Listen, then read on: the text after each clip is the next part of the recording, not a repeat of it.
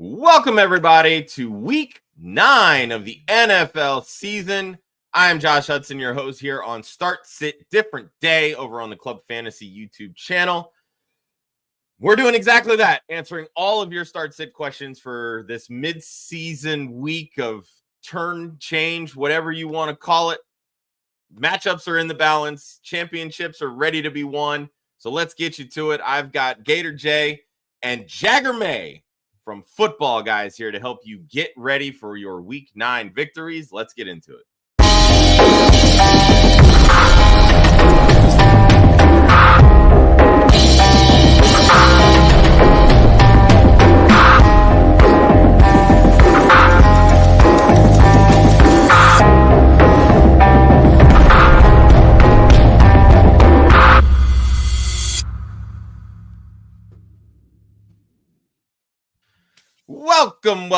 Welcome to Start Sit Different Day here on Club Fantasy FFL. I am your host, Joshua Hudson. This week's co-host, Mr. Gator J at Fantasy J77 over on Twitter. And of course, the star of the hour, Mr. Jagger May from Footballguys. Gentlemen, how are we doing this morning? Great morning, man. I'm excited for the college football day slate. I have to do something sad and go to a funeral first, so it's going to be weird when YouTube TV's open on my phone. So wish me luck, guys. Jagger, you've seen the commercial where Tom Brady, it's a wedding, I believe it is, and Tom Brady's sitting there yelling at the lady as they're fixing to say the I do's. Jagger's gonna be that guy today. Jagger. I'm a total football guy. I don't mean that as my job, but like I do be looking like no matter what's happened, I'll have tears in my eyes and I'll look up at a ticker on the TV. It's like that episode from the first season of Friends where Ross and Monica's grandmother dies and they're going to the funeral. And Joey's sitting there listening to the game, and Chandler's like, "Your overcoat sounds very much like Brent Musburger." Yes. I do have a quick question for Jagger though. He posted last week that if Drake May decides to beat the Jets, that he was going to stone cold the beer. Now I know Drake didn't finish the game, but did we stone cold the beer in the street after the Patriots did beat the Jets? I didn't do it for that because it's winners happen. Not the same when Jacoby Brissett does it. Yeah, it's not. It doesn't feel. It didn't hit the same. So I was just like, I ain't gonna freeze my ass off with a beer for that. Drake May, I'll go and do it. But like Jacoby Brissett, no, he gets a silent. I'll chug it up for him in the house. Attaboy. Oh, that's amazing. All right, so as everybody knows, this is a Start Sit show, so please drop all of your Start Sit questions into the chat. We will get through all of them. We are here for 60 minutes, probably closer to 90. At least Jay and myself will be. I know we got to get Jagger out of here probably at that 60-minute mark because clearly he's got things to do and he's a very important person. But as we get things kicked off, let's read through the injuries really quick. Laundry list of injuries. Let's start with the quarterback position. 3 quarterbacks are questionable. We have Drake May coming off a concussion, Will Levis, as well as Jordan Love. It was recently announced that Jordan Love is expected to play this week, so no Malik Willis. Darn. At the running back position, 3 outs, Tajay Spears, Kendre Miller. We still have yet to see the debut from Rasheen Ali. 2 doubtfuls. We have Jamal Williams and Zach Moss. Then, of course, the questionables. Keaton Mitchell, Jonathan Brooks, Zamir White, Brian Robinson Jr., Tony Pollard, Tank Bigsby, Travis Etienne, and Josh Jacobs, all questionable at the wide receiver position. Bub Means for the Saints and DK Metcalf have been ruled out. Adam Thielen from the Panthers, T. Higgins from the Bengals, both doubtful. Amari Cooper, Curtis Samuel, Cedric Wilson, Xavier Legette, DJ Chark, Tyler Boyd, Gabe Davis, Brian Thomas Jr., Puka Nacua, and Jordan Whittington, all questionable. The tight end position, Tommy Tremble, questionable. Stone Smart from the Chargers, doubtful. And then the 2 outs, Dallas Goedert and Noah Fant. And, of course, kickers, if you care, Greg Joseph from the Giants has been ruled out. Going to the wide receivers really quick, I had this epiphany this week. Tell me why T. Higgins is not the new DJ Chark when it comes to staying healthy. and all the potential in the world. It's frustrating. I know we talked about it. I think I was talking to Dave about this, that T. Higgins, we know how good he is. We know all the stuff, but it's how could you tell someone to feel good about having T. Higgins?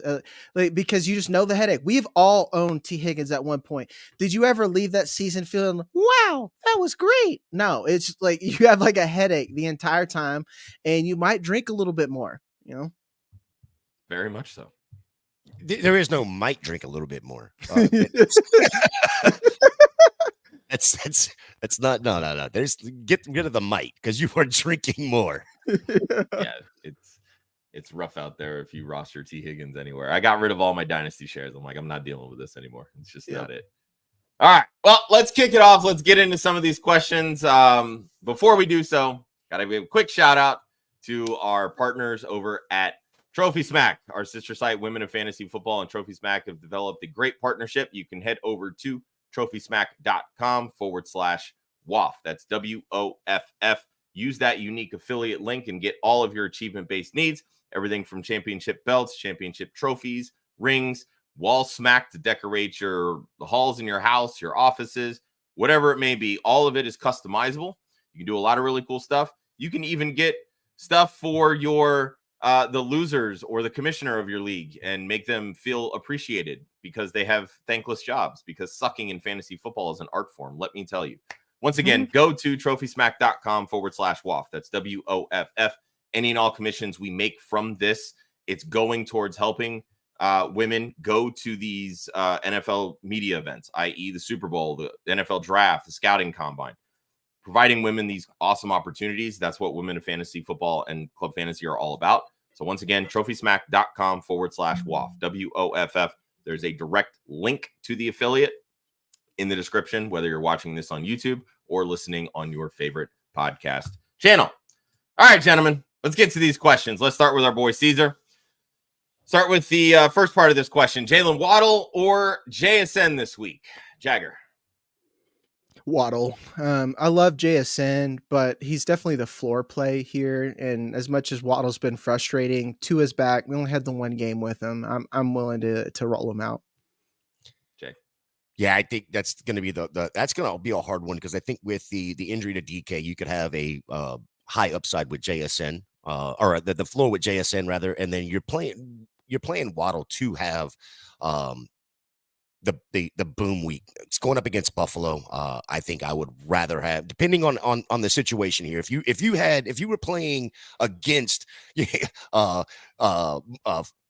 Thursday nights, either one of them on Thursday night, then you're looking to go grab that high end Waddle right there against Buffalo. But I have a hard time putting anybody up against Buffalo, and Miami playing Buffalo. It's not good. It's not been good over the last couple years.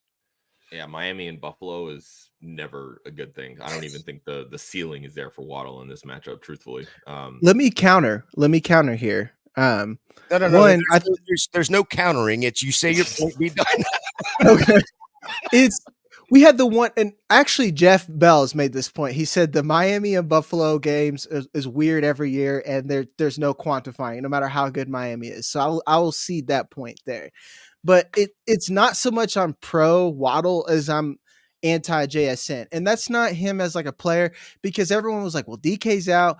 I just think that means it's Tyler Lockett day, if anything. Like that dude won't die. That's could be. JSN was only 6 for 60 something last week when DK was out. So yeah, that offense definitely is a lot less potent without DK Metcalf. That's for sure.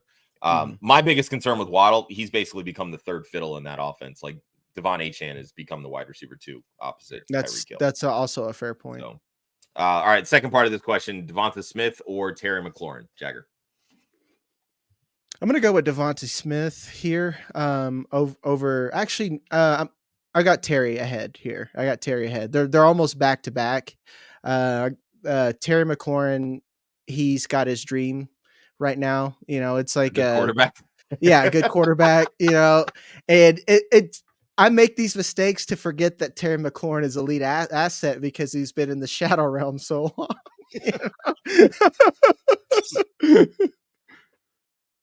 Jay. Yeah, I think it's McLaurin here going up against the Giants. I realize Devontae Smith has the Jags, and the Jags give up a ton of wide receivers, but you still wide receiver 2 on his own team. So give me Terry McLaurin here.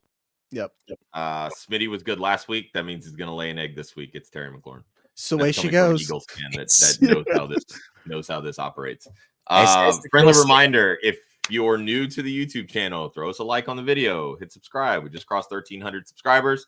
Let's keep on growing this thing. If you want your question shot to the top, skipping the line, we have the super chat feature. It's all there. I don't know. We might throw Jagger some bones here for helping us get some stuff. All right. Big Lou, our favorite Zolo, Keon Coleman or Romeo Doubs this week? Jagger. I think they just confirmed that Jordan Love is going to play. So that I need to put Romeo Doubs up, but they are literally back. You guys are good at this because you got all these back-to-backs for me. I have Romeo Doubs like 1 spot ahead right now, and I'm going to move him like 4 spots ahead at this point now that Jordan Love's back. Yeah, I want to say Coleman here, but it's Doubs as long as Love's playing. I agree with that. If Love is active, it's Romeo Doubs. I believe they're both 1:00 games. Yes. No, Packers are at 4. Okay. That could complicate things a little bit, only because the Dolphins do play at 1, so we may not get the official ruling on Jordan Love, but I know right now he is expected to play. The plus side here with Coleman, he's had 2 great consecutive weeks. Amari Cooper coming in questionable. Miami's pass defense really hasn't looked great. And Jalen Ramsey got burned last week too. This could be fun, but I think I'm going to lean Doubs myself as well. Yeah. The Jalen Ramsey is cooked, as the kids say. It's Jover. He can't do it anymore. It's Jover. He's too old, man. All right, PPR league. He needs what looks like 1 wide receiver. So you going JSN, Cedric Tillman, or Xavier Worthy? Jagger. I'm going to take JSN here. I'll get to the second part of the question. Yeah, and then Tracy. I'm putting Tracy in. So, like you said, flex, get Tracy in that lineup. So, yeah, man, this is a rough one because Tampa's defense in the secondary is absolute garbage. Ungood. It's ungood. Yes, I love that. It's I don't even know if you can call it ungood because it's just non-existent for the most part. So it's auto start for me for most time. When someone's against Tampa, I'm like, ooh, piece of candy, and it's like putting them in. Yeah, I'm depending on where I'm sitting. Again, if I'm looking, high upside here, I'm probably going to plug in Worthy. But Tillman, man, with Jameis is just going to be slinging the ball all over the place. He doesn't even care anymore. Everybody's living off that fifth year or whatever it was that he had, that 30 for 30 year. Dude, he's gotten a lot better. So I might actually take Tillman. Worthy Tillman would be the 2 that I would be looking at here, and it's probably going to be man. Tampa's D is so bad. Give me Worthy. Tillman Definitely is I was going to say Tillman. I'm having take lock a little bit on at this point because we had the 1 game and I'm like, okay, well, we got another game and Jameis Winston's in. And like, I guess I'm a big tape guy and I just need to see the all 22 because it's just hard for me to figure out that he's just all of a sudden figured it out, like was it year 3?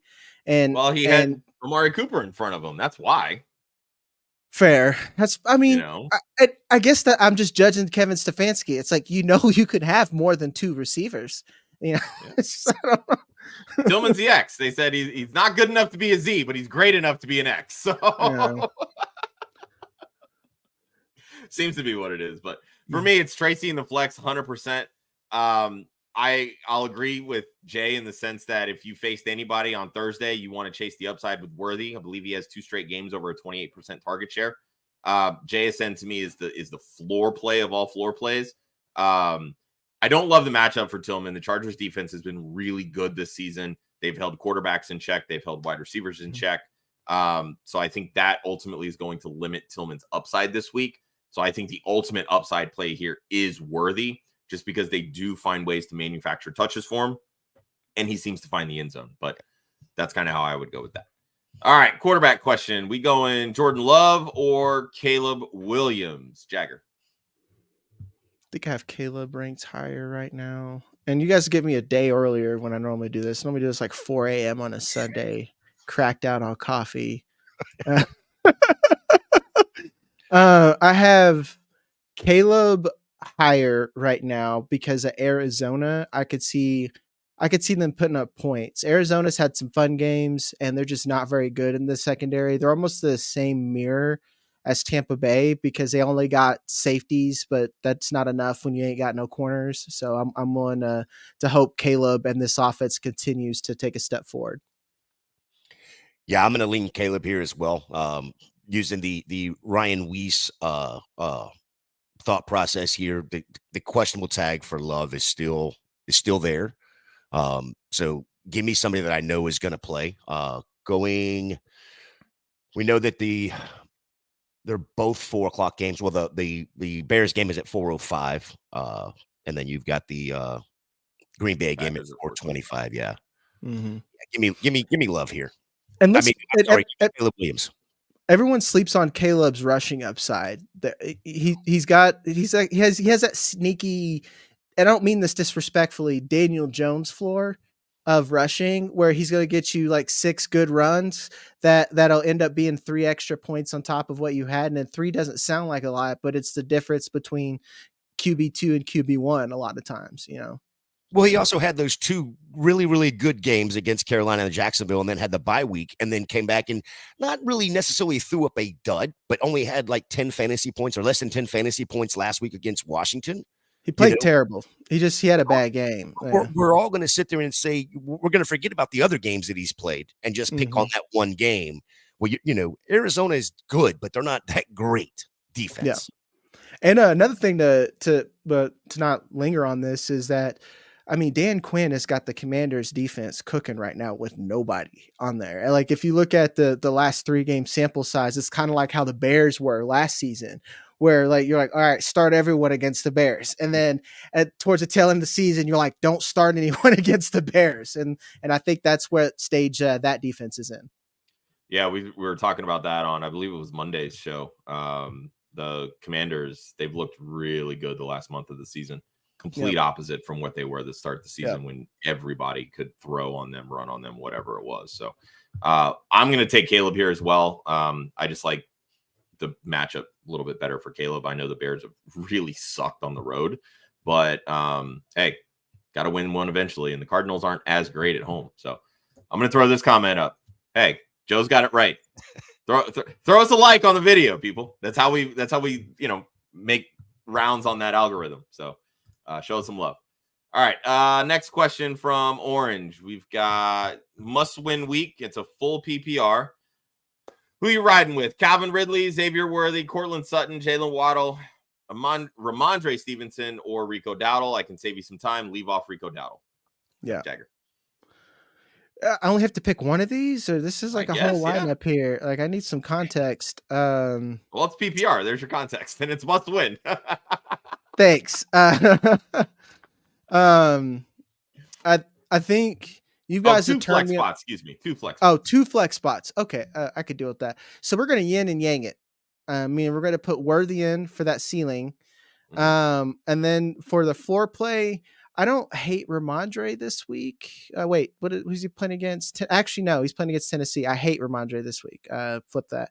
I like Sutton. I know this is crazy, but the Ravens secondary is bad. They're all like they are a pass.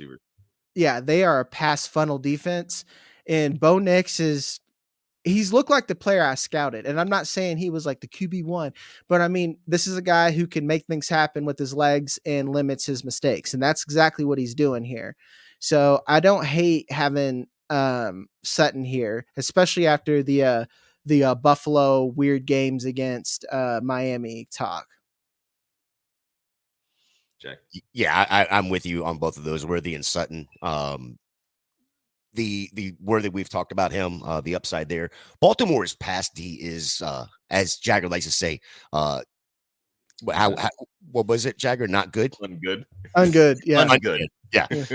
So that's I do like the Sutton worthy. I mean, Bo Nix throwing the ball, just slinging it all over the yard. He's getting you in the end zone, whether it's by his legs, but he's also doing it through the air. So and Sutton is got the height, that's where I'm going. Worthy and Sutton must win. Ridley, though, I mean, like Mason Rudolph at least knows which side of the bread is buttered. He knows to give it to Ridley. So I guess I need to see one more week, and I know Mason Rudolph is Mason Rudolph. So yeah, I'm fine riding with Ridley. Patriots, that defense can get cooked very quickly. But you got to remember he must win, and Ridley can go ghost. But you're willing to risk it on Sutton when Sean Payton might not even throw him a target? Like, yeah. I mean, it's the same concept. Yeah, I guess. You know? I mean, at least with Ridley, I know I'm either getting 5 or 25. So with Sutton, I might get 0. Just saying. That's fair, I guess. You know, I think Worthy to me is the ultimate upside play with the flex, and I'm fine with that. I would ride with Ridley, but I don't, you know. Like I said, I like Sutton too, guy. and I understand all of the right. Break the tie. All right, from Will, 4 out of 5 of their receivers are out. Oof. RIP your season. DK, T. Higgins, Evans had to pick someone up. Don't really feel like trusting Tyler Lockett, so picked up Michael Pittman. Homie. So it's like you got to trust Lockett. I was like, right? It sounds like you have to. Look, the good news is January Joe is back in the saddle, and wide receivers tend to do really well against Minnesota. So there's your plus side. Any other thoughts, guys? No, I think you got to play Lockett, you got to play Pittman. It's almost like you came to us for support, and we're here for that. So join us on Monday morning, and we can vent or celebrate whether or not this was a good move or not, Will. All right, from Impossible, half PPR, start 2 wide receiver, 2 running back, 1 flex. All right, well, let's start with the 2 wide receivers. Justin Jefferson, Zay Flowers, Michael Pittman, JSN, Cedric, Tillman. Which of those 2 are you starting? I feel like we can all unanimously say Justin Jefferson, so who's the second? I mean, he ranked him for me. Okay, that's fair. Yeah. Deontay Johnson just means that Rashad Bateman's season is over. A lot of people are like, Zay Flowers. I'm like, again, good quarterbacks can make 2 wide receivers look good. You know, like if anything, Isaiah likely goes away and Rashad Bateman, but I still think Flowers is a low end wide receiver 1, high end wide receiver 2. Yeah, I think I'm going to go, of course, Justin Jefferson and Pittman here. Flowers in Baltimore going up one of, if not the best D in the league right now in Denver. And again, Flowers is that guy that's going to get you, he'll get 8 targets and catch all 8 of them, or he'll get 2 targets and catch both of them. Give me Pittman with as Josh calls it, October, November Joe. January Joe. Come on, man. But it's not January yet, so we gotta revive it a little bit. No, that just means January Joe is better. That's the point. Well, I mean, you couldn't get much worse when it comes to the production. You are not wrong. You're not wrong. I'm okay sticking with Flowers over Pittman only because Deontay just got there. I don't think he's going to be worked into the game plan too much, so I don't think Flowers' role is going to change too much. As great as Patrick Surtain and that Broncos defense is, they're going against a really good offense at home.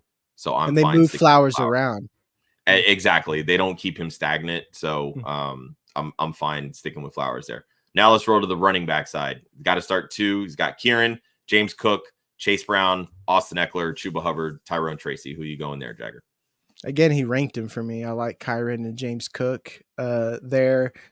If I had to put in someone else, Chase Brown's, as much as I don't like him, he is great in that role. So for your flex spot, it's Pittman versus Chase Brown. And in that case, I would put Pittman. Leaving Tracy off of that? Well, I would put Pittman over Tracy and Chase Brown at this point, just because you said the January Joe thing and the matchup. So yeah, fair enough. Jay. Yeah, I'm Kyron and Chase Brown here. I mean, Chase going up against the Raiders. The Raiders have surrendered 10 rushing touchdowns. They're tied for 4th most in the NFL. So give me Chase Brown, who is taking over that backfield in Cincinnati. I mean, James Cook already has that. I was going to say, and against Miami. That's what I'm saying. And he's already cooked Miami once this year. I was like, I get what you're saying about Chase Brown for sure, but like, I'm eating crow on James Cook, man. That Ray Davis is a myth. Well, no, I also. But he's not though. Even the game that James Cook missed, Ray Davis fair. had a good game. That's fair. But after that Miami game, it kind of tailed off for him, and now they've also added Cooper in there, so he's not even getting a ton of the receiving. But he's scoring rushing touchdowns, and that's what matters. He scored 7 rushing touchdowns. Fine, cool. He's RB8 on the season. That's fine. I just, for me, I think that Cooper is going to be a little bit more involved now, and that's going to. I mean, Josh Allen is still Josh Allen. He's still going to vulture. Give me Chase Brown. Stop arguing with me. I'm taking Chase Brown and Kyron. Oh man, I'm going Kieran James Cook. With half PPR, I'm fine going a running back over Pittman, even though I do like Pittman's floor, even ceiling as well. Like you said, Jay, Chase Brown against the Raiders. Zach Moss is doubtful. This is going to be his backfield, so it should be his game and time to shine. Hard to argue against sitting Tracy, though, because he's been so good since taking over that role from Devin Singletary. All right, Caesar with the champagne problem of the day. Start 1, Drake London, Malik Neighbors, or Cooper Kupp? Jagger. Oh, Bust out those rankings, buddy. Yeah, I know. I'm like, what, dude? I'm guessing this is probably a dynasty league. I think I'm going to go with Malik Neighbors. Even what we said against Washington, just that pure volume, and then who Malik Neighbors is, that's fine. Drake London, I have right after that. The one Kupp, I'm not ranking that highly right now. So, Jay.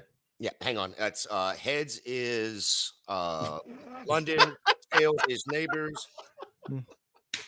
See how many times I got to flip it over. Pick one. For me, it's going to be London going up against that horrific Dallas D. Yeah. That would be the. I know Jagger says he's got them ranked right next to each other. The difference for me is going to be who they're playing, and it's going to be London for me. See, that's how close it is. I'm like, yeah, that makes sense. Like, I'm not even like confident in my.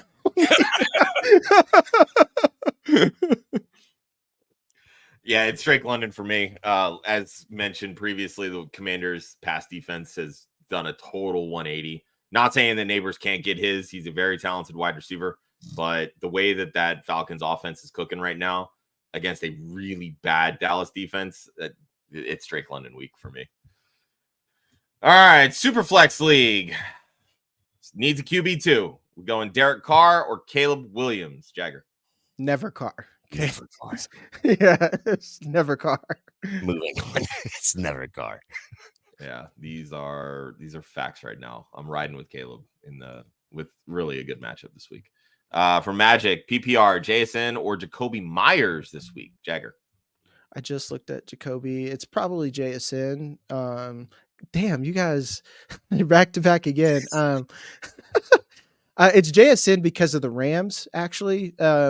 Cincinnati's not good either, but the Rams secondary is just worse. All they have is Braden Fisk and Jared Verse, and that's it. If you can name one person in that secondary in the chat, I'll give you 1 point. It doesn't mean anything. Don't Google it. Don't cheat. Yeah, for me, it's I hate to be going against Jagger, who's just a stud when it comes to this stuff, but it's going to be Jacoby Myers. Really? Yeah. Cincinnati's allowed baby. 12. They've allowed 12 opposing wideouts to post up double-digit points. And again, going back to what we said, what you said earlier about Lockett's still there, and he's not going anywhere. So, I like JSN as the floor play, but Jacoby can go out there and get you, a 20 spot real quick, especially against Cincinnati. For what it's worth, the Rams since week 5, 4th fewest fantasy points allowed to wide receivers. Not very promising for JSN. Yep. Wow. Yep. That is a surprise stat for me on there because, like, Like that's why I quit doing the data dump. And that week right there, and I was like, okay, that makes sense. That because I was like, man, they were like the auto start for a little bit. Who was their matchups though? That's another thing that I like when you look like who were they going against? Like were they just going against some weak ass wide receivers? I mean, it very well could have been. Week 5 they played Green Bay. Week 6 they played Vegas. Yeah, Green Bay, Vegas, and Minnesota. Okay. The Minnesota game was weird. And I think the Green Bay game, was that the one that Jordan Love got hurt in and then Malik Willis finished? Or is that the week after? No, that was last week. Okay. So yeah, that's what I'm saying. Like they've played well. Like it hasn't been anything, obviously Vegas is kind of a layup because I think Jacoby Myers missed the game, so it was all Brock Bowers. But but yeah, I don't know, just throwing that out there. Interesting stuff. I too would lean Jacoby Myers here. Let's see. AJ, would you start DJ Moore, J.K. Dobbins, or Chase Brown in the flex, Jagger? DJ Moore here because of the matchup with Caleb. Dobbins has been a disappointment kind of afterwards. So it's really just the volume as an offense hasn't really been there, Jay. Yeah, I'm on board with DJ Moore right here. I agree. I like DJ Moore. To me, I think it really kind of depends on the settings. So, like if it's PPR, I'm going to lean DJ Moore all day. If it's standard or half PPR, I do like Chase Brown. Again, Zach Moss being doubtful, he's not going to play. This is going to be Chase Brown's backfield through and through. It's a really good matchup against the Raiders, so I think there's a lot of upside and potential there. All right. Emil, good morning. I'm worried about Mike Evans' injury, even when he comes back. With that being said, would you trade Mike Evans for DJ Moore? And I'm going to start with Gator since he's the resident Tampa Bay Bucks fan here. Yes, I would do that in a heartbeat. And I'm a huge Mike Evans fan. But again, you're looking at DJ Moore is in an offense that's just going to sling the ball over the yard. Yes, I get the fact that Mike Evans is going to be in that same offense, but he's coming off of a hamstring. And from what I know about wide receivers, you kind of have to have those in order to play. And usually you need them intact fully. I get 3 weeks, and he was already lingering. It's still going to be there. They don't go away that quick. Give me DJ Moore in that. Jagger. Yeah. It's like I'm also a dynasty guy, so I'm like, yeah, of course you should get. Yeah. I had to frame real quick in Dynasty, because in Dynasty it's a no-brainer, right? Yeah. Yeah, I'm perfectly fine with this. I think anytime there's injuries that tend to linger, it's okay to feel uncomfortable with them. So if you can pivot to an equally as good wide receiver, I'm going to do that 100 times out of 100. So yeah, I'm perfectly fine going after DJ Moore. All right, from Elite Management. Basically, sit one. You going Calvin Ridley, Rome Odunze, Keon Coleman, or Tucker Kraft? Jagger. Who are you sitting here? Who is your other tight end is my question, because that's I mean, Tucker Kraft's the tight end 3 on the season. So I know I'm not hating. Yeah, that's what I was just saying. Like, I was like, who realistically are you putting ahead of Tucker Kraft? I mean, you could have an embarrassment of riches. You could have George Kittle. I'd probably it doesn't matter. Yeah, I'd probably sit Coleman here or something. Yeah, as much I'm. You think this is the week that Rome Odunze gets going? He's been getting going is the thing to me, Coleman and Odunze are who I'm picking from, because Odunze, if this is PPR, I'm picking Odunze. If it's not PPR, I'm going to pick Coleman because he's getting those big plays and in the red zone. Whereas Odunze, we've seen that target share pick up slowly and he's starting to get a few of those targets. Ridley, I'm going for upside and having him in here, and Kraft is just a good player. So, yeah. Yeah, I so bad want to sit Tucker Kraft right here going up against the Lions, who have only allowed an average of 30 receiving yards and only 1 touchdown to opposing tight ends throughout the year. But Malcolm Rodriguez is out and Aiden Hutchinson is out. Let me finish. I think wait your turn, Jagger. Get your rebuttal after I'm done. I think the one I'm sitting here is going to be Odunze. I mean, the high upside, I get it, but he's still third in that room. Yeah. So I'm going to sit Odunze here. I think I'm going to sit Odunze too. I think Coleman's just been a little too involved in the Bills' passing attack as of late. So I think it's just really difficult to want to sit him when this is the group that you're deciding against. Like Ridley's the upside play, as you said, Jagger. Kraft should be a must start right now in fantasy amongst tight ends. So yeah, I'm going to sit Odunze. All right, from Jason, how are we feeling about Tank Bigsby this week? Would you drop Worthy or ETN to go grab Tyrone Tracy? Jagger. Damn, were we there? I mean, look, this could also be like an 8-person league or even a 10-person league, right? Like, we're not going to league shame here. I'm not league shaming. I was just like, but like, it's a realistic question, is what I'm saying. No, it is, especially with like, I'm not even hating, injury. Yeah, yeah. I'm really just surprised that Tyrone Tracy's still on waivers. Truthfully, that's what I'm saying. Like, what are your wide receivers? Because I'd almost want to drop Worthy for a running back I know is going to be a starter for the rest of the season, and you can anticipate his points. But that if you don't have good wide receivers, I don't want that at all. That's like, I need a lot more context before I tell you who to drop there. So yeah, I don't disagree with needing more context, but as high as I was on ETN, got AJ Brown, Amon-Ra St. Brown, and Neighbors as at wide receiver. See, I mean, if those are the only 3, then you might need to hang on to Worthy. Yeah, that's what I was gonna say. So yeah, I might drop ETN for Tracy, because even if ETN comes back, Bigsby's still gonna have a role. He was already getting touches when ETN was healthy. So yeah, like I said, as high as I was on ETN to start the year, it's just been at best. Jeff thinks that ETN's going to get traded because, and that's the other side of it too. There's a lot of rumblings around that because the Jags have been so bad. But with the emergence of Tank Bigsby, ETN has basically become a passing down back, and that's it. And I think that's where I'm like, okay, I'm fine dropping ETN and picking up Tracy, because Tracy's taken over that backfield in New York.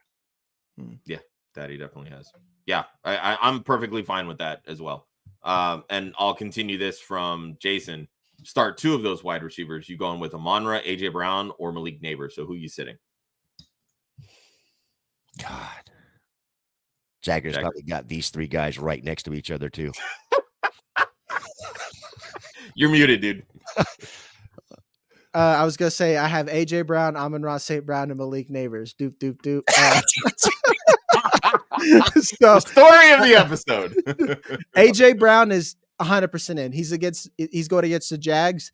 I'm debating of who I want as my wide receiver 1 between him, Jefferson, Lamb, and Chase. So like, he's 100% in. It's Amon-Ra and Malik Neighbors where I am struggling a little bit, and I think I'm going to lean Amon-Ra St. Brown because Jared Goff is the kicker for me. Yeah. Dang. I so bad. I love what Malik's doing. But Daniel Jones just cannot get the ball to him on a regular basis. Yeah. It's so hard. Get him the ball, and he's freaking great. The problem is getting it to him. And I know, Amon-Ra hasn't been the best, but he kills Green Bay. When it comes down to it. Yeah, it's Amon-Ra and AJB for me. Yeah, I'm sitting Neighbors here. It's pretty self-explanatory to me. The Commanders have been a lot better against the pass. Amon-Ra is still the lead dog in that offense, and this isn't going to be a game where they put up 50 on the Packers. So I think they're going to need to rely on Amon-Ra is kind of what I'm getting at. So, all right, next one from Jonathan. You going Stafford or Jordan Love? And we'll get to the wide receivers here shortly. Jagger. Stafford or Jordan Love. Both of them 425 as well. Yeah, they're both the afternoon games. I think I'm going to lean Stafford here against the Seahawks. Jordan Love, I'll go with the questionable tag here, but Detroit has been shootouts. Actually, I think I'm going to go Jordan Love here. because I only had him this low because of the questionable tag. But we just got the update that he's expected to play. It's not the tag is like a myth right now. Yeah, like Jagger, I got him back to back, basically 10 and 11. Yeah. So, I'm going to lean on that. That tag. Yes, I understand it may be a myth, whatever. But it's still Detroit. That Detroit D is not horrible, or not ungood, like you like to say. Give me Stafford going up there in a division game against Seattle. Yeah, I'm fine going Stafford here too. Just staying away from the questionable tag. All right, one more from Jonathan. Needs to start one out of Xavier Worthy, JSN, or Elijah Moore. It's a full PPR, 1.4 first downs. Already started Adams and Wilson, so need more of a floor versus upside. So who are you going with here, Jagger?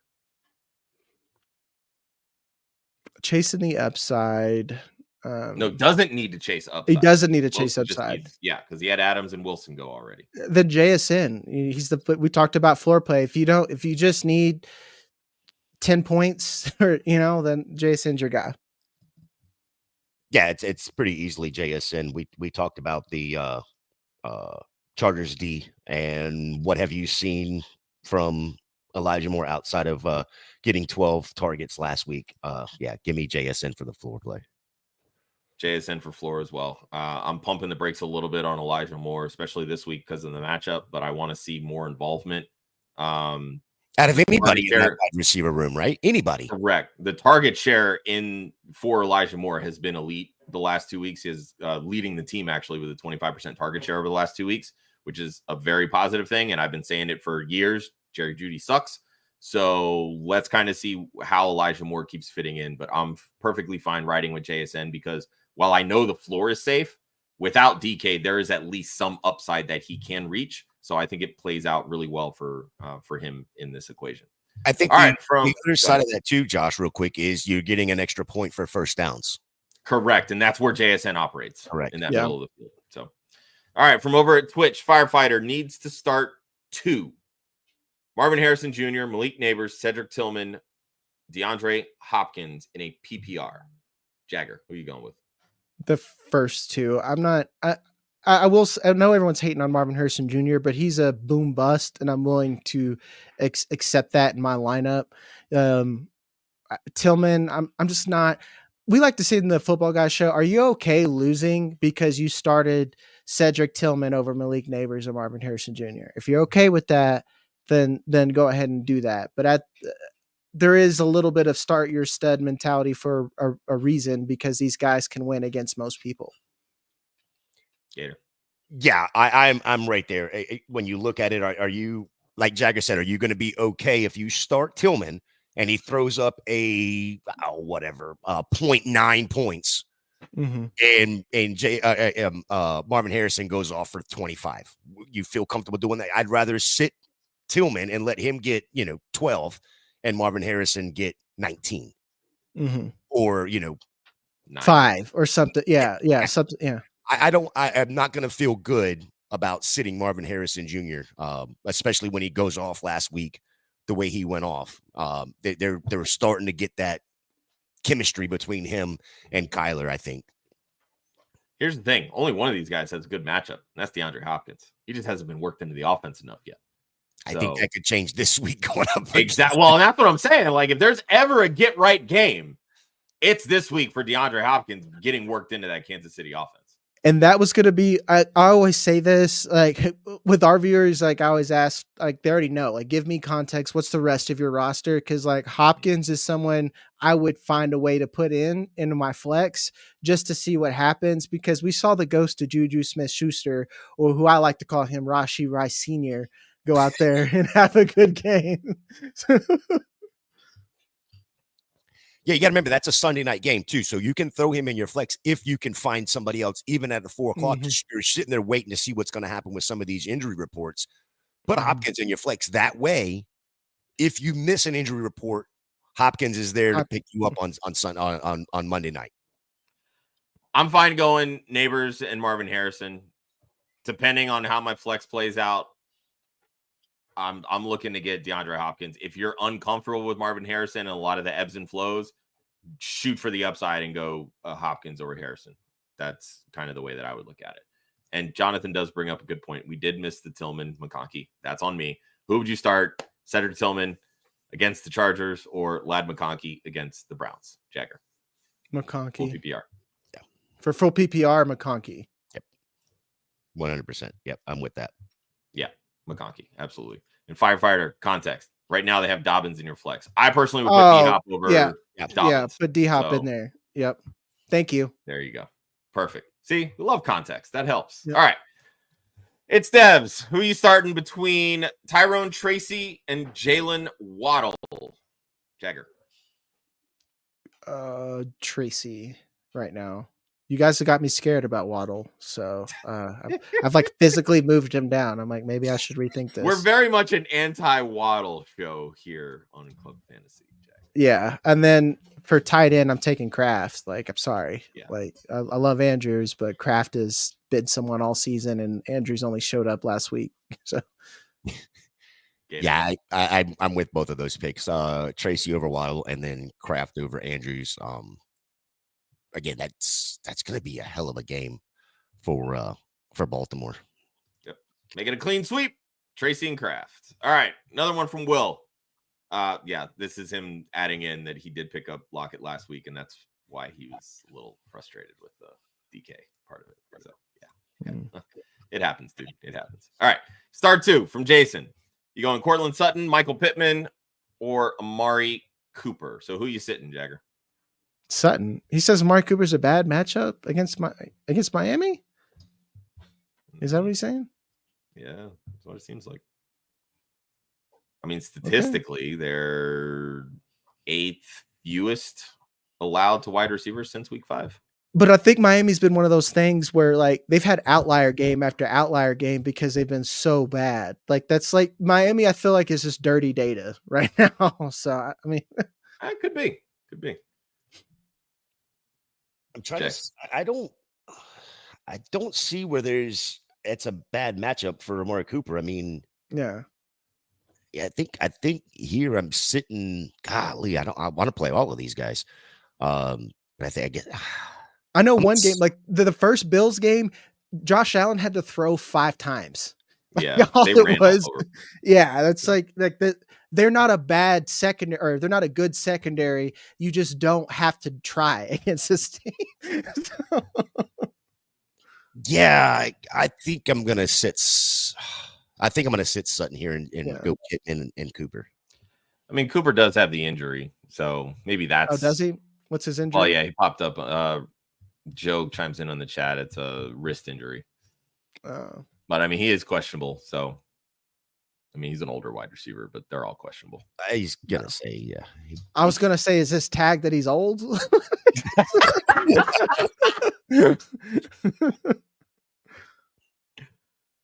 I'm looking to see. I'm fine sitting Cooper here, but also like if you really think that's a bad matchup, then sit Cooper because I Pittman's the guy that I'm 100% starting out of 100%. These 3. Yeah, Sutton is. It really just feels like he's the ultimate boomer bust at this point because Sean Payton doesn't want to key in on one player and he's just letting Bo Nix kind of throw the ball around. But it is a pretty solid matchup for Sutton. So if you're worried by Cooper's injury, go Sutton. Otherwise, go Cooper. That's how I would look at it. Yeah, you got to make that decision. That's early. Both of those games are 1:00 games too. So, yeah, whatever. All right, flip a coin. Darnold, Nix, or Jordan Love? Jagger. Top of the head, I have Nix. Yeah, I think I'm going to go with Nix. Cut rushing floor, baby. That's how I make those decisions is rushing floor. Same thing for the other side. Rushing floor, questionable tag.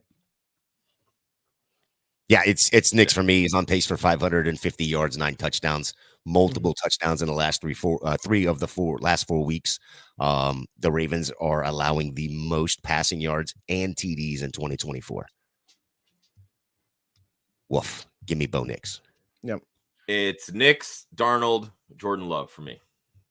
That's exactly how I do it. Yep. So not going to mess around with the questionable tag when I have better options. So, all right, another one from Jason. Who are you starting between Ramondre Stevenson and Alexander Madison? Jagger. Stephenson. Yeah, Stephenson. Stevenson's ugly, guys, but does it somehow. Like he falls in the end zone, he'll catch 5 passes, like or something. He does it ugly, but he gets it done, I guess. Yeah, I'm good starting Stephenson right here. Alexander Madison is just complete. Yeah, he's boom or bust, and then he'll get you. He'll get you a touchdown on 4 carries, 3 yards, 4 carries, 3 yards, and a touchdown. But Stevenson's going to get probably some of the passing options as well. Yeah. Fun fact: we remember how bad Cincinnati was against the run. And then they got Sheldon Rankins back. 8th fewest fantasy points allowed to running back since week 5. They've completely flipped the script there too. So yeah, they had BJ Hill and Sheldon Rankins out for most of the the first 4 games of the season. Like they had nobody at DT. Yeah. So it's the volume play with Stephenson for me. All right, one more from Jason. Start 1. Tony Pollard or Tyrone Tracy? Jagger. Who do you believe in more, Mason Rudolph or Daniel Jones? That's what I'm asking myself right now. All I know is the Patriots are a sieve to running backs, 3rd most since week 5. Yeah, so I probably would go. I'd probably go Pollard there. Yeah, I mean both of these defenses aren't great when it comes to that. Yeah. So as much as I am not a Pollard fan, I think I'm going Pollard here over Tracy. That might be the only. That might be the only time. Tajay Spears is out too. Actually, is he? Yeah, he's out. Is he playing for sure? Is Pollard playing? He's questionable, but it's week 9. Everybody's questionable. Yeah, I mean it's Pollard. This isn't like a T. Higgins popping up on the injury report on Friday. Like this is. Yeah. Okay. This was just the normal. Yeah. I'm old and on the 2nd contract, and this is what happens. You got it. Exactly. Yeah. This is a Tony Pollard all the way through for me. So. Yeah, and he's not going to let the Joey Chestnut or whatever Chestnut is playing behind him take over his Julius Chestnut. It's whatever Chestnut. It's whatever Chestnut. This one from Tim should be pretty easy. Derek Carr, never Bo Carr. 1, 2, 3, Bo Nix. Or never Carr. There's that. All right. From Caesar, PPR. Start 1 wide receiver, 1 running back, 3 flexes. So we want to know which 2 of these are you benching if Puka Nacua plays.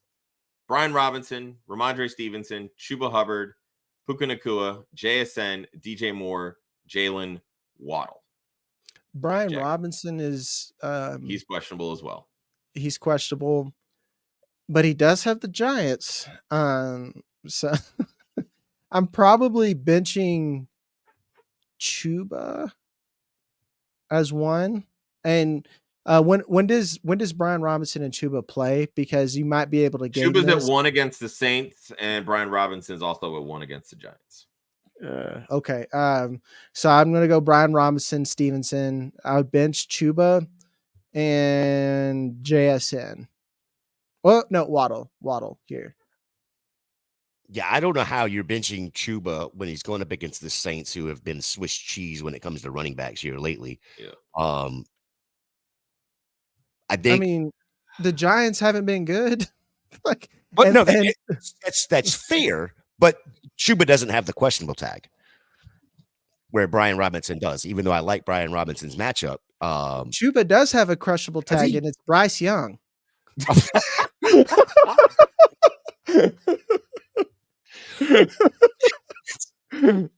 Oh my!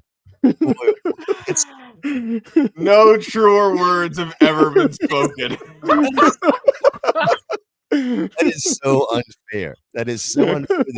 You waited until I was mid-breath to break that out. Good thing I wasn't drinking a beer and all over the screen it goes. That was good, Jagger. I appreciate that. But so yeah. Wow. Okay. Now you don't know. Now you don't know because Chuba's been crushing it with Dalton because they actually get in the red zone. Yeah, right. Wow. That was such a good move. Damn. Yeah, I I can't say sit Chuba though. I can't do it. Not against the Saints. I'm not doing it. Not doing it. For me, I'm sitting Waddle and Stephenson. I'm going to take the matchups with Brian Robinson and Chuba. If Puka doesn't play, I mean, Puka's playing. If he plays, yeah, Puka's going to play. I believe it was actually he's going to be, but yeah. Well, I mean, hell, even at 50% route or snap share, I mean, he was still somewhat good last week. My bottom three would be JSN, Stephenson, and Waddle. That's how I would rank them. So you can, if Puka doesn't play, then obviously you're bumping up right. Stephenson, but that's how I would rank them. All right. Steve-O's channel traded Marvin Harrison Jr., Dalton Kincaid, and Deontay Johnson for Malik Neighbors and Jake Ferguson. How do you think they did, Jagger? I don't love it. You got a tight end. I mean, cool. Yeah, but at what cost? Like, do you feel good trading Deontay now that he's got Lamar? I mean, I don't really know how effective he's going to be for fantasy, truthfully. I think it's a better real-life NFL move than it is a fantasy move. I disagree. Because I think it's been Zay Flowers and then a mess. And now it's going to be Zay Flowers, Mark Andrews, and Deontay. They're just to funnel their targets to three guys. But we also haven't seen it. So that could also only be 20 targets to three guys too, because they'll run the ball 45 times. Well, you don't really do that anymore, though. That's like a myth. Like they haven't, like Lamar's been slinging it. I mean, they will run it. He's had to sling it because the defense keeps giving up passing touchdowns, and they're not going to get any better. Marlon Humphrey isn't getting younger. Yeah, 290. Nate Wiggins could get better. 290 rushing plays, 210 passing plays for Baltimore this year so far. Just throw that out there. They are a run first.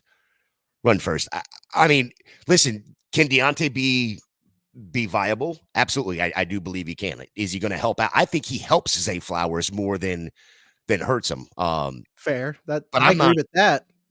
This trade, though, with Marvin Harrison, who is just, like I said a minute ago, seems to be getting on the same page. Again, going back to Malik Neighbors, as Jagger would say, he's got a questionable tag every week with Daniel Jones. I want the Marvin Harrison side. Mm-hmm. Yeah, I mean, for me, this is basically, do you think that the difference between what Malik Neighbors has done this year and what Marvin Harrison has done this year is counteracted by Kincaid to Ferguson? Because Deontay, to me, is just kind of the throw-in this deal at this point. If you believe that he's going to be a viable fantasy option while in Baltimore, I'm going to take the Marvin Harrison side. But if you don't believe in that, I'm fine taking the Malik Neighbors side because I think Malik Neighbors is the best player in this trade right now. That is true. That is true. I still think y'all sleeping on Deontay. He's been an elite target earner as long as he's had a quarterback. Look, I'm the ultimate Deontay Johnson stan. Trust me, I'm not sleeping on Deontay Johnson. I promise you that. I'm just worried about how he's going to fit in this offense because Lamar has never been somebody that's going to throw the football 35 plus times all the time. But he also hasn't had two wide receivers. Like this is why I tell everyone, don't galaxy brain it. It's like, yeah, they ran the ball 290 times because they had Rashad Bateman and three tight ends. That's to me that's where I'm at. But again, that's fair. All right. So we're about 59 minutes into this. Jagger, I just need to know, you good to stick around for a little bit so we can try to bang out these last few?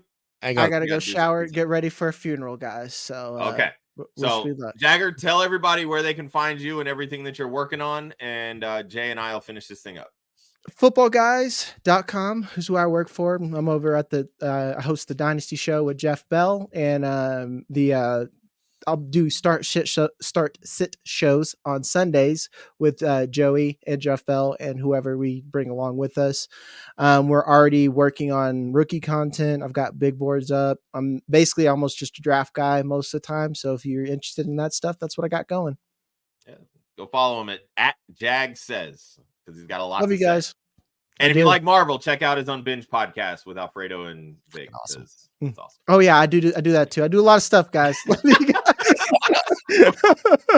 do so much. I forgot that part. Yeah. Love you guys. Have a good one. Appreciate you. Peace out, Jagger. Appreciate you, man. All right, let's try to rapid fire this and finish up. All right, from Jeff, start 2, full PPR, Tank Bigsby, DeAndre Hopkins, Cortland Sutton, Michael Pittman. Who you going with, Jack? Pittman's on there for sure. Yep. And man, I so bad want to take a dart throw here and throw in D-Hop, but it's probably going to be Bigsby and Sutton to start with.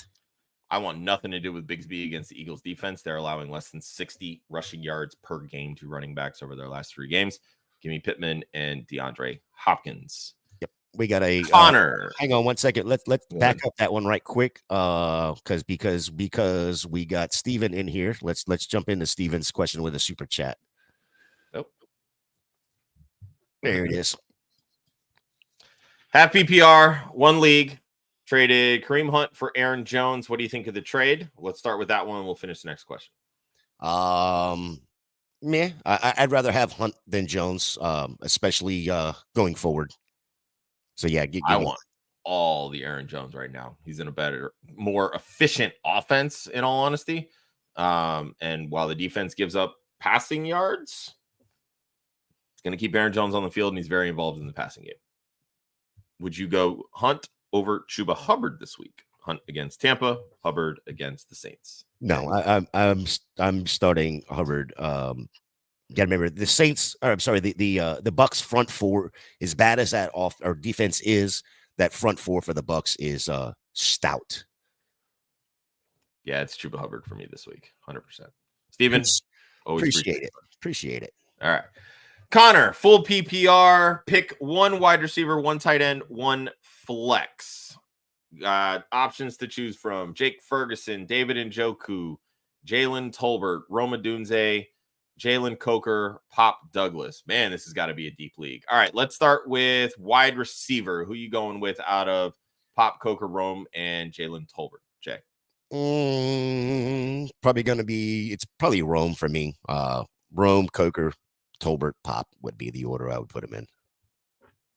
Yeah, Pop and Rome would be where I would start. Tolbert, I really don't want anything to do with, and I'm not ready to trust Jalen Coker yet. For tight end, you go to Njoku or Ferguson. I think this is pretty easily Njoku. Yeah, it's easily Njoku right now. Yeah, so the flex, I think you're taking the next wide receiver. So for me, that's Rome. All right. From Shapoon, you going Nick Chubb or Tyrone Tracy this week in a PPR, Jay? Not doing Nick Chubb. Very, very bad matchup going up against the Chargers, who don't allow, like 80 yards rushing a game. So it's Tyrone Tracy for me. Yeah, I love a good Chubb, but this is Tyrone Tracy. From Twitch, Flappo, full PPR. You going Kyle Pitts or Evan Ingram? And then at running back, Tyrone Tracy or Jacobs? Let's start with the tight end position. You going Pitts or Ingram? For me, it's Pitts going up against Dallas. I prefer that. And then, like you brought up a little bit ago about the Philly D going there against Jacksonville. Philly has looked like a completely different So and Dallas looks like a complete opposite thing of Philly right now. So give me Kyle Pitts, who's just throwing up points here lately. And then it's Tracy or Jacobs. Oh, good Lord, he's questionable as well. Give me Tracy. Just unless you can find out beforehand, because what time is the Packers game is at 4, right? And then the Giants game is also at it's going to be Tracy for me. I don't want the questionable tag. I'm fine sticking with Jacobs, but if you're at all worried about the questionable tag, definitely Tracy, and it's Kyle Pitts through and through. One more from Chapone. Who you sitting between Jahmyr Gibbs, Aaron Jones, Nick Chubb, Tyrone Tracy? I think this is pretty easily Nick Chubb. Yep. Yeah. All right. Another one from Twitch. Firefighter got offered AJ Brown for Kieran Williams and DeAndre Hopkins. What are your thoughts on this trade? It depends on who your other who your other running backs are. But is just on, in a vacuum. Yeah. Give me AJ Brown. Clearly. Yeah. AJ Brown in a vacuum. Wholeheartedly agree with that. I think, I think truthfully, it's a pretty even swap. Brown for Kieran Williams. Kind of depends on, what your running back situation looks like. And I know everybody's running back situation is tough.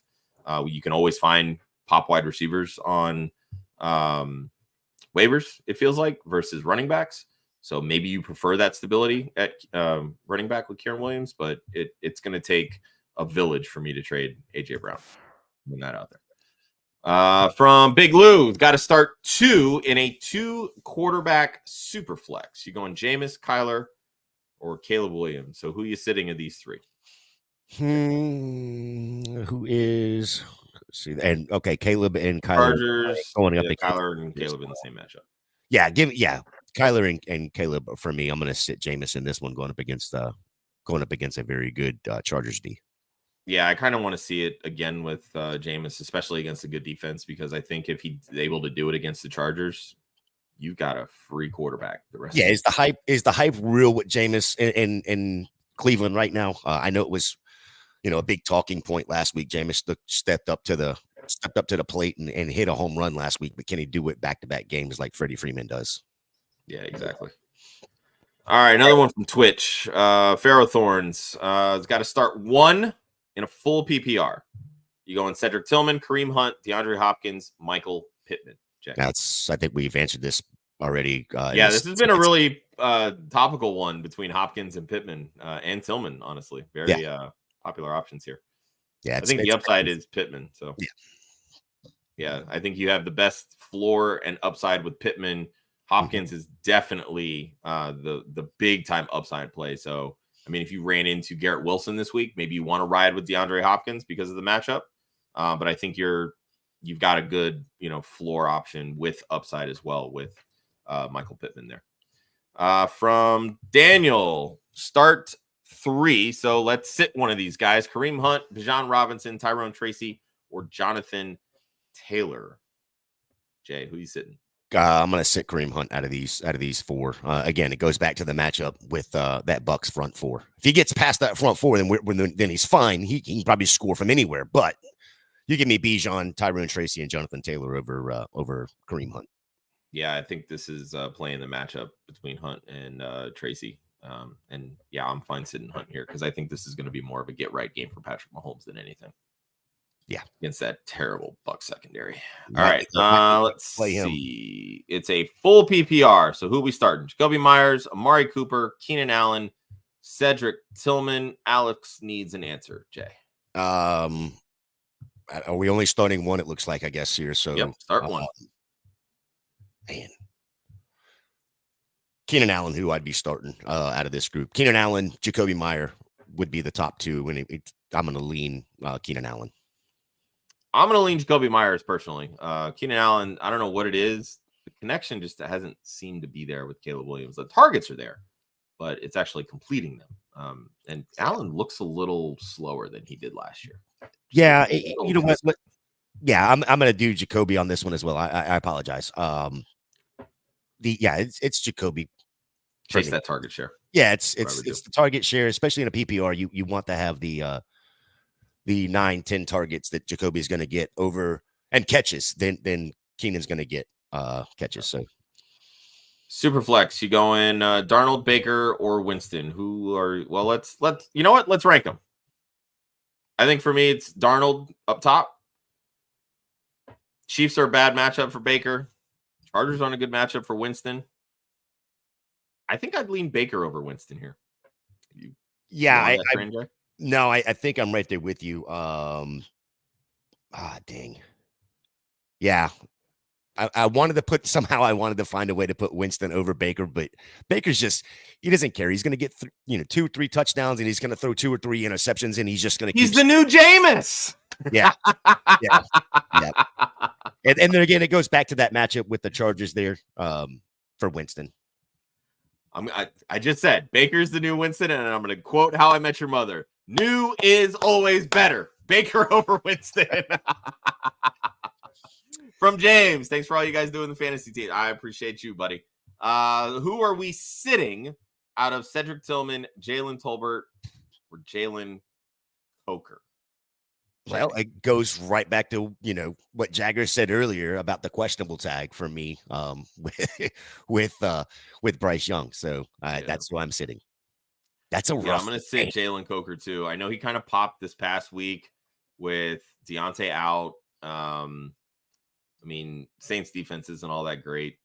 So there's definitely an opportunity there. And Jalen Tolbert's been a ghost in this Dallas passing offense. Like, it's basically CD Lamb or bust. And I thought even Jake Ferguson would have some run there, and he hasn't even been able to do anything. If I had to put upside on any one of those guys, it lies with Coker. Because it kind of seems like they just, after trading Deontay, like, hey, let's see what this young kid out of Holy Cross can do. I don't want to chase the upside because at this point, what the fuck is a Jalen Tolbert? Like, he hasn't been anything this year. Yeah, that's fair. And he throws this in there as well. His team is decimated. Puka questionable. Then you know what? All upside, baby. Yeah. All upside. That's what I would do. Puka may be questionable, but he's more than likely playing. So, this could answer itself there. So, but yeah, I think I'd ride with Coker over Tolbert just because at this point, like, we know what Tolbert is. We don't know what Jalen Coker is. So, all right, another one from Steve-O's channel.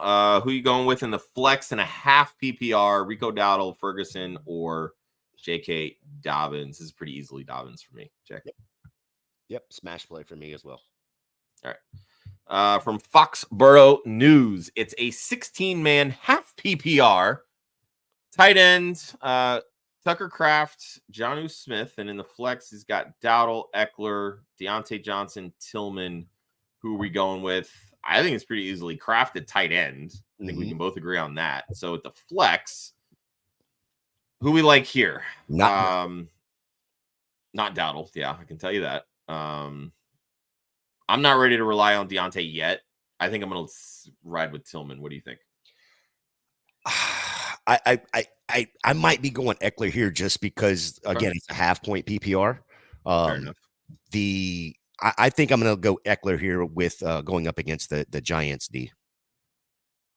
I can get on board with that. I'm fine going with Tillman here, but I definitely get the allure with Eckler.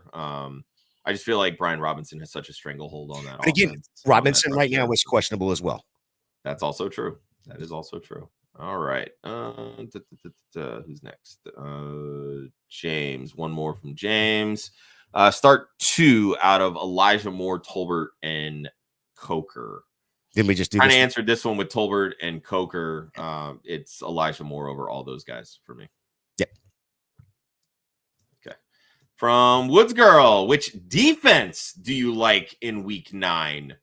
Buffalo against Miami, the Bears, or the Eagles at home against the Jags? Look, I may be biased, but this is the Eagles for me. Jay. Yeah, I think it's the Eagles as well. When you look at certain rankings, you're gonna see the Eagles are a little bit further down, and that's because of how bad they were to start the year. But like they've flipped that on its head. So yeah, I want to say the Bears, but it's the Eagles as well going up against the Jags. The Jags are just wow, bad. Yeah, it's not great to be a Jags fan right now. All right, from David, thoughts on stashing Isaac Guerendo? Why? He's a handcuff to the handcuff. Counterpoint. Why not? Because the handcuff is hurt. I mean, if you like holding on to roster cloggers, sure. I mean, that's fair. That's definitely fair. He's just taking up. It really just, to me, it depends on how serious the shoulder injury that Jordan Mason has. But I mean, the way that Christian McCaffrey has had complications with this calf and the Achilles all throughout, I mean, basically he's going to end up missing 9 weeks, 8 weeks, or whatever it is. Expected to come back week 10, probably going to be very limited. It would not surprise me one bit if this becomes a 3-headed committee. Here's what I'll add to this. The only reason I would put Guerendo on there is, of course, if it's dynasty, but the 49ers are on a bye week, so you don't have to make this move right now. Correct. You can wait and find out what news is coming out with both Mason and CMC over this next 3, 4, 5 days, and then make that decision. But I right now, unless Mason is out and going to be out for 3 weeks, Guerendo's just going to be a roster clogger for me. That's fair. I can get on board with that. All right, from Ray Gamer, another defensive question. You go in the Vikings at home against the Colts, Saints on the road against the Panthers, or the Chargers on the road against the Browns? Man, Chargers D is just so good. Yes, but are they a good fantasy defense is the question. It's definitely not the Saints D. I disagree because the Saints D absolutely wrecks the Panthers. They had 8 sacks against them last year, and I believe they had 3 sacks against them this year. Yeah, but they're going to give up 35 points to. If you think the Panthers offense is scoring 35 points, I'm going to drug test you. Well, you probably need to do that anyway. I don't want to say this out loud. God, it sucks to say the Saints D this week. That's bad. When it comes to fantasy, I'm always going to take the defense that goes against the worst quarterback. Bryce Young is the worst quarterback. And that offense has no juice whatsoever. So bad. Saints. All right, move on.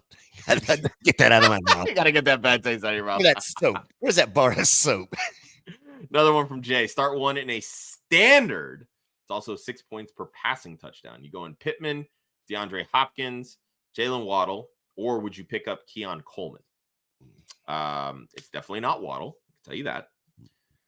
Man, a lot of Pittman versus Hopkins questions today. Seems to be a very common one. So let's say who's got the best chance at a touchdown, Jay? I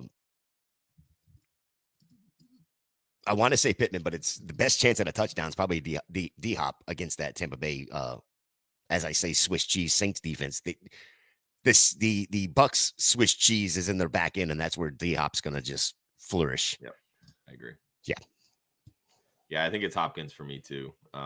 If it's PPR, I'm very easily Pittman here, but I think this is the get right game for DeAndre Hopkins this week.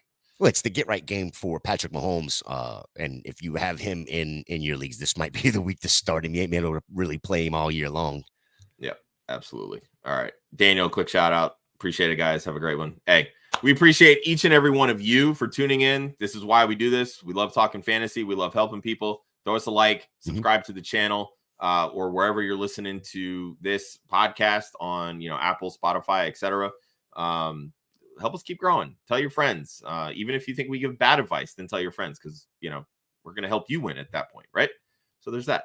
It's always a way to spin this in a positive way. So Elpla, you going Khalil Shakir or JSN in the flex this week? Golly, I want to say Shakir right here,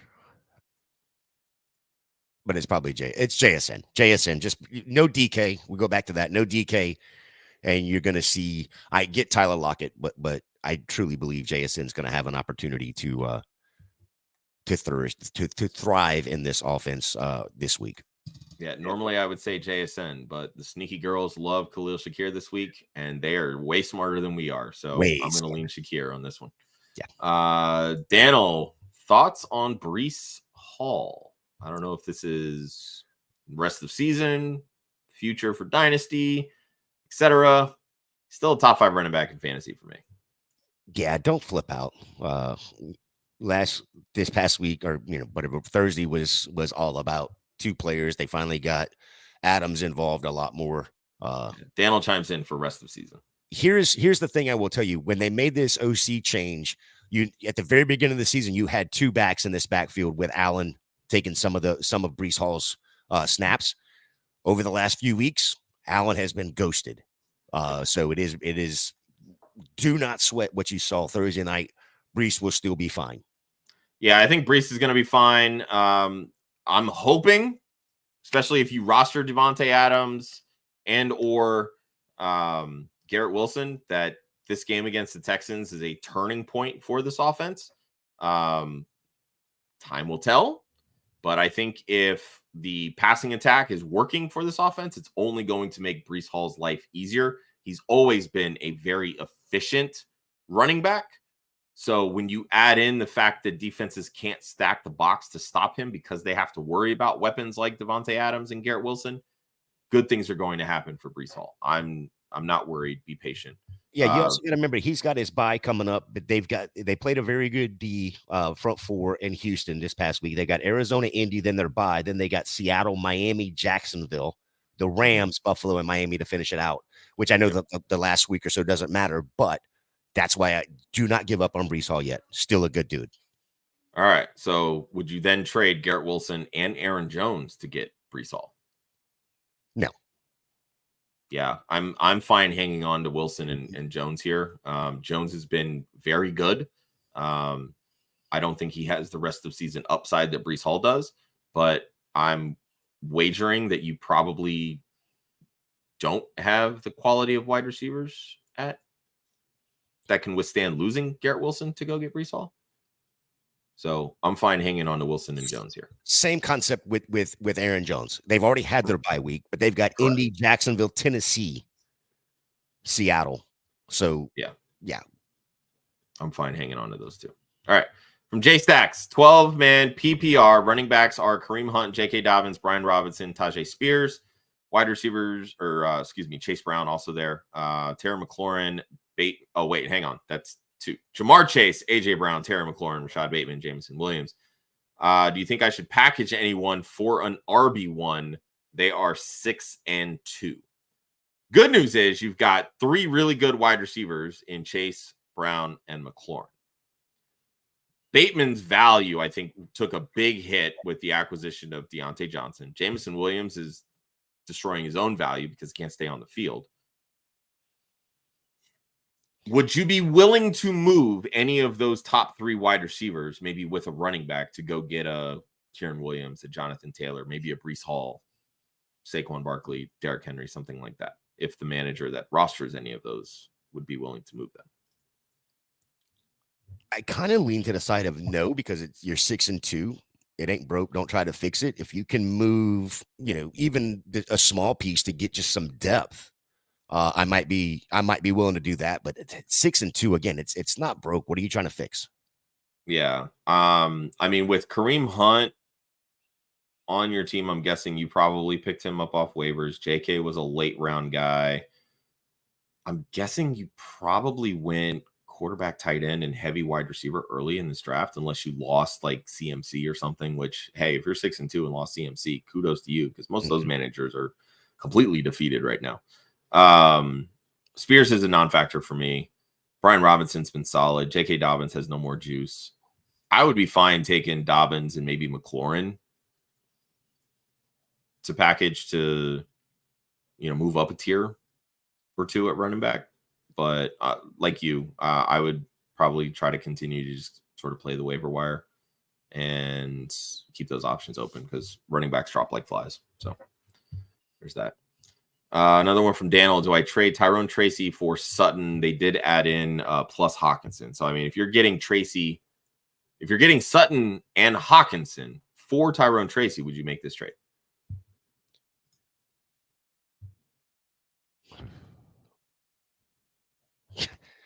I probably not. I'm probably holding on to Tracy. Yeah, just because, like you said a minute ago, running backs are just falling left and right. And Hawk's coming back fine. That's cool. We don't know what it's going to look like. He's still, coming off that injury. He's never played a single snap with Sam Darnold, so we don't know what they expect there. Sam Darnold's got the connection with Jefferson. Everybody else. But yeah, so I'm probably holding on to Tracy here. Same. It's 100% what I'd be doing. All right. From Moose Jaw over on Twitter, would y'all trade Tyreek Hill and Kieran Williams for AJ Brown and Derrick Henry? First in their league also have Brian Thomas Jr., Deebo Samuel, Marvin Harrison, DeAndre Swift, and Kenneth Walker. CJ shaking his head. Yes, I also am on the side of go get AJ Brown and Derrick Henry. You're tearing down from the what? I was going to say you're quote tearing down and getting the 2 better players. So correct.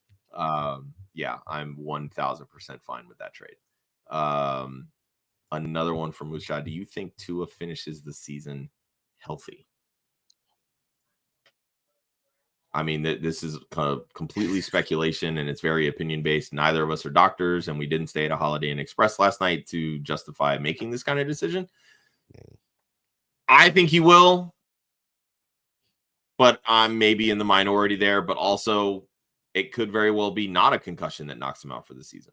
That offensive line and the Dolphins have is pretty damn bad, and anything could really get this guy hurt. So the problem is trying to predict injuries. We don't have a crystal ball, so yeah. I'm not trying to play that guessing game.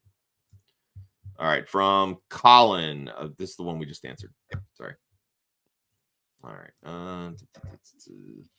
Paraco, trade Derrick Henry for Kieran Williams. Also have Lamar Jackson. There's zero reason for you to trade Derrick Henry.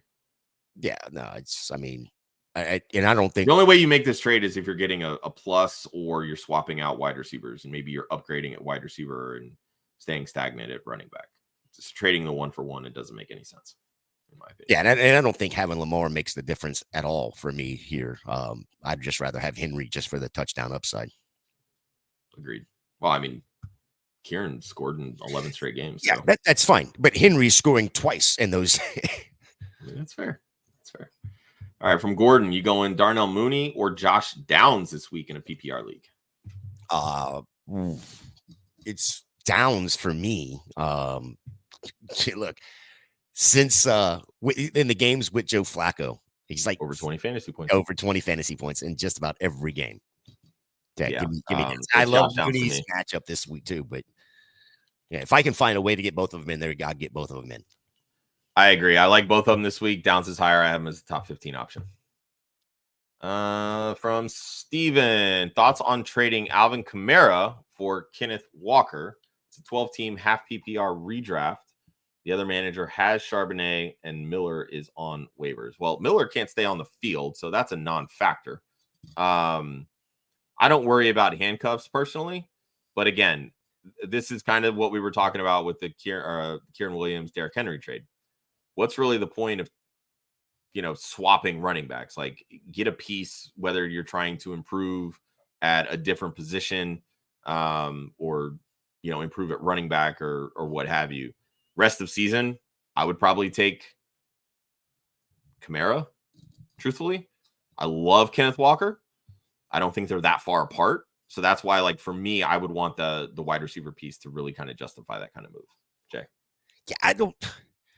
Again, going back to the 1-for-1 here, they're right next to each other in overall rankings. So there's not really, unless you're getting something added, I'm not making a move there.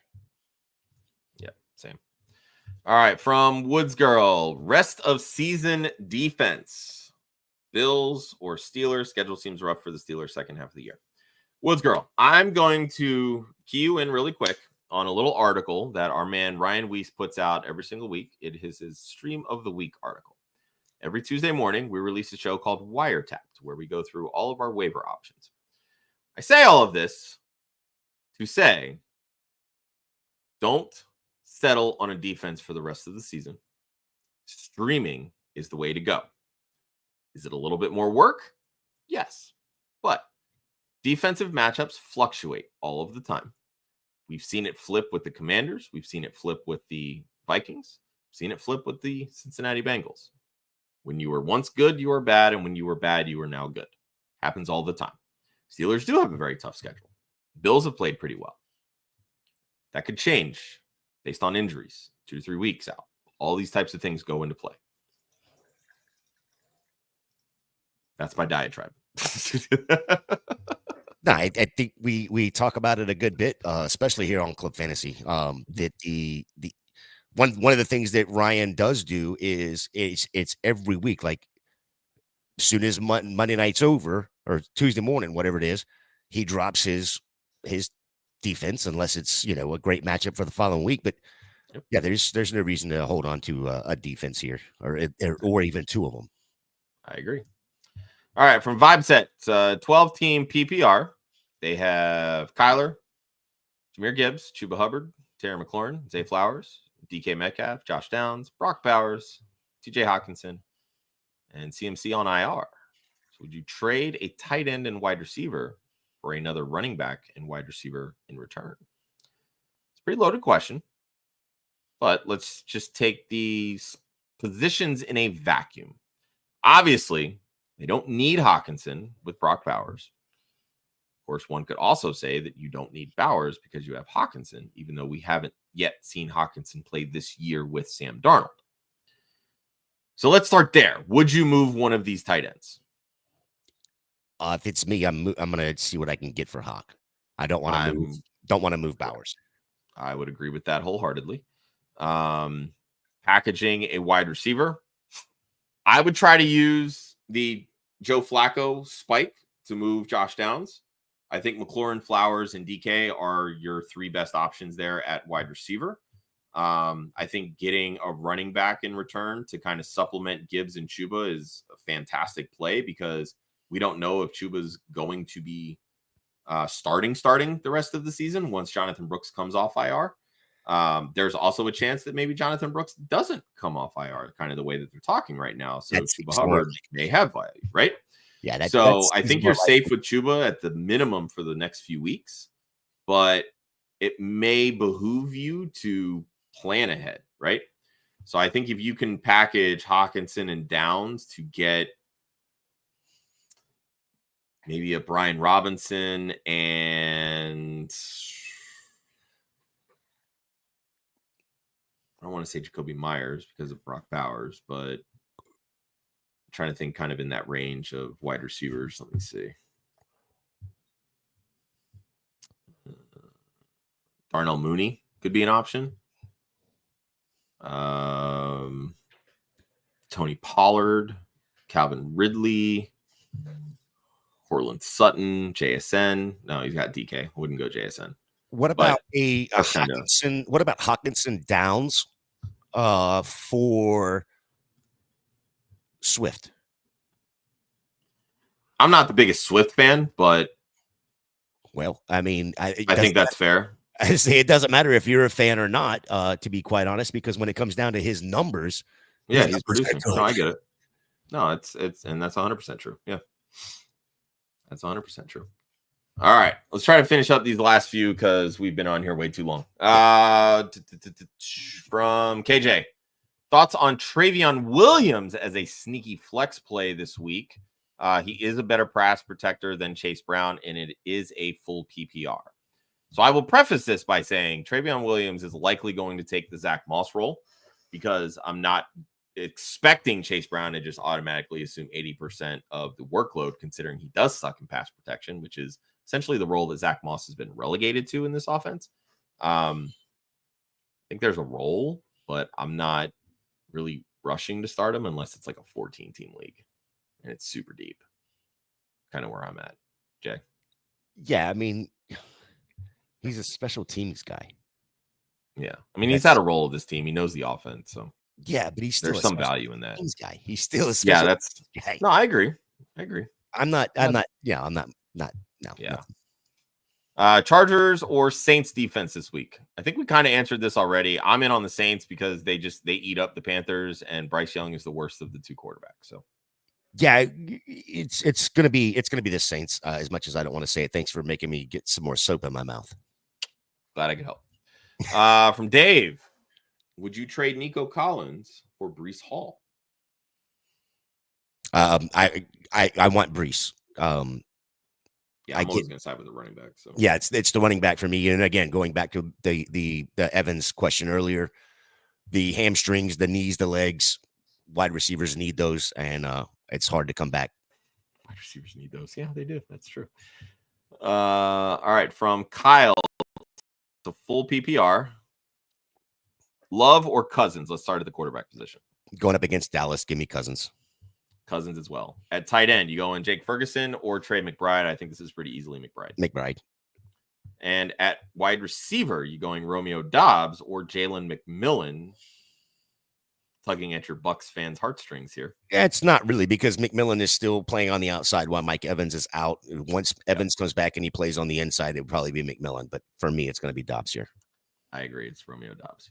All right, from Ayush, it's a 12-person full PPR. They are 4-4. Got Josh Allen, Saquon, Chase Brown, Zay Flowers, Tyreek Hill, Sam Laporta, George Pickens, Brandon Aubrey. The bench looks like Xavier Legette, Raheem Mostert, Blake Corum, Braylon Allen, Tyrone Tracy, and Tua. All that said, would you trade Mostert away for Cedric Tillman based on that roster, Jay?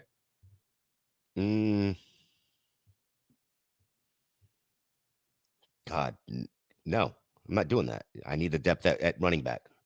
You could argue you need the depth at wide receiver too. Well, he's had bad luck at 4-4 when you look at that lineup. Both Tyreek Hill, Sam Laporta, and Pickens. Pickens finally showed up the last couple of weeks. Mm-hmm. Tyreek Hill's got Tua back. Laporta is just been what Laporta has been. In this vaunted Detroit offense with all the different weapons. So he's just had some bad luck there for me. Look at his running backs, Saquon and Chase Brown. I mean, and then you've got Tyrone Tracy on the bench. I'd find a way to get Tracy in the lineup if I could. Braylon Allen, Blake Corum, you can go ahead and cut Blake Corum right now. These are injury, stashes basically, right? Like it's the same thing. But that's why you had Tyrone Tracy, right? Like if you didn't have Tyrone Tracy, then I get it. If you have Kyron Williams, you're going to hold on to Blake Corum, but you don't have Kyron Williams here. Yeah, but the moment Kyron Williams gets hurt, which he does. Let somebody else put him on and clog their roster. Go get that guy off your roster.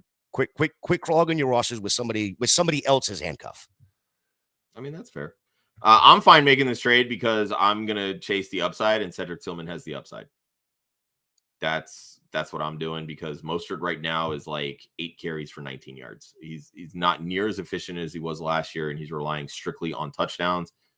And those are insanely fluky. Devon Achane has taken over this backfield. So I don't think Mostert is really the depth piece that we all thought he would be this year. So give me Cedric Tillman in this trade. Speaking of Cedric Tillman, you starting Tillman over Rachaad White this week. Why? God dang it. Just no. I'm starting Cedric Tillman. I'm not playing with Rachaad White anymore. I'm done. Yeah, I'm over Rachaad White, but I've been over Rachaad White really since before he got to the NFL. So there's that. I will say, obviously, Rachaad White does offer a lot of passing volume upside, especially without those wide receivers. So I think Tillman is probably the safer floor given the matchup. If you need the upside, begrudgingly, I would lean Rachaad White here. And for the final question, Evan Ingram or Tucker Kraft in unison. 1, 2, 3. Tucker Kraft. Yeah. Not messing with Evan Ingram this week. All right. This has been Start Sit Different Day. Only an hour and 37 minutes later. Friendly reminder, we go live at 11 a.m. Eastern for a 60-minute show. But we love you and we want to answer every single one of your Start Sit questions. Big shout out and thank you to Jagger May from Footballguys for joining us for the early portion of this show.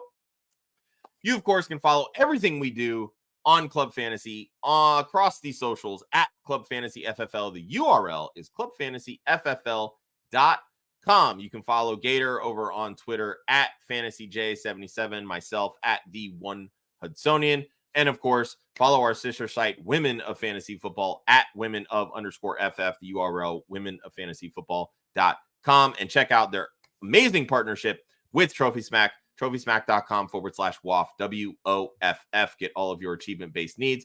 All those commissions that we earn from that affiliate link help us send a group of amazing women to a lot of the NFL events, i.e. the Super Bowl, the NFL Draft, and the Scouting Combine. You can find the link to that affiliate in the description of either the video you're watching on YouTube or the description on the podcast you are listening to on your favorite podcast network.